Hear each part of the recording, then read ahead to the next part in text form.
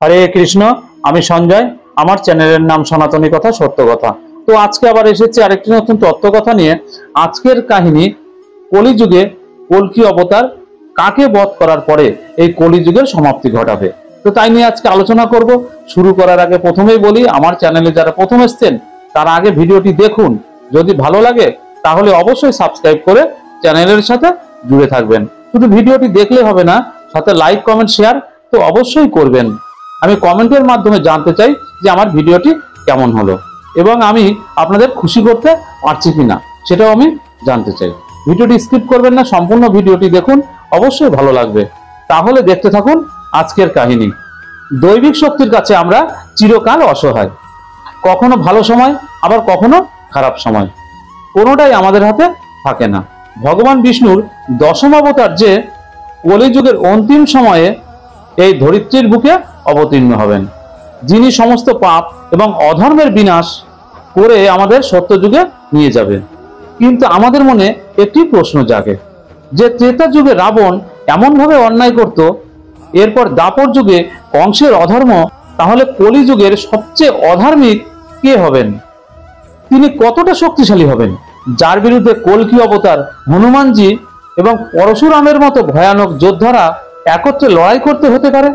কলিযুগের শেষে কল্কিদেব অবতীর্ণ হবেন এই পৃথিবীতে। ভগবান বিষ্ণুর শেষ অবতারটি বেশি বিধ্বংসী হবেন।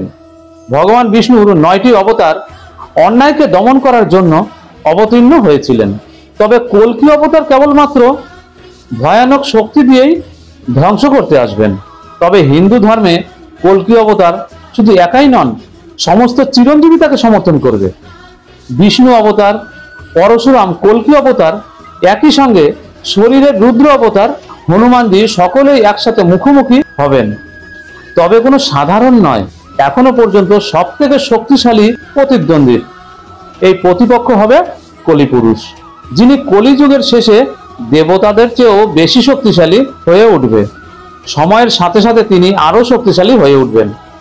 দাপর যুগে ভগবান শ্রীকৃষ্ণের তিরোধানের পর কলিযুগের বিস্তার শুরু হয়। কলিপুরুষ সকল মানুষের মনকে নিয়ন্ত্রণ করতে পারে। মানব জাতি নানা বিধ্বংসী হাতিয়ার তৈরি করে ফেলেছে, পরস্পরের বিরুদ্ধে যুদ্ধ করছে। এই খারাপ সময়ে কলি মানব জাতিকে শক্তি দেবে, যার ফলে আমরাও শক্তিশালী হয়ে উঠব। মানুষ দুষ্টতায় ভরে যাবে, যাতে দুর্বল মানুষও শক্তিশালী হয়ে উঠবে। এইভাবে মানুষরূপী ধ্বংসাত্মক অস্ত্রগুলি সক্রিয় হয়ে যাবে এবং তারা দেবতাদের চেয়েও বেশি শক্তিশালী হয়ে উঠবে। ততক্ষণে কলিপুরুষ বিধ্বংসী আকার ধারণ করবে এবং এই পর্যায়েও তার শক্তিও অন্য মাত্রায় চলে যাবে।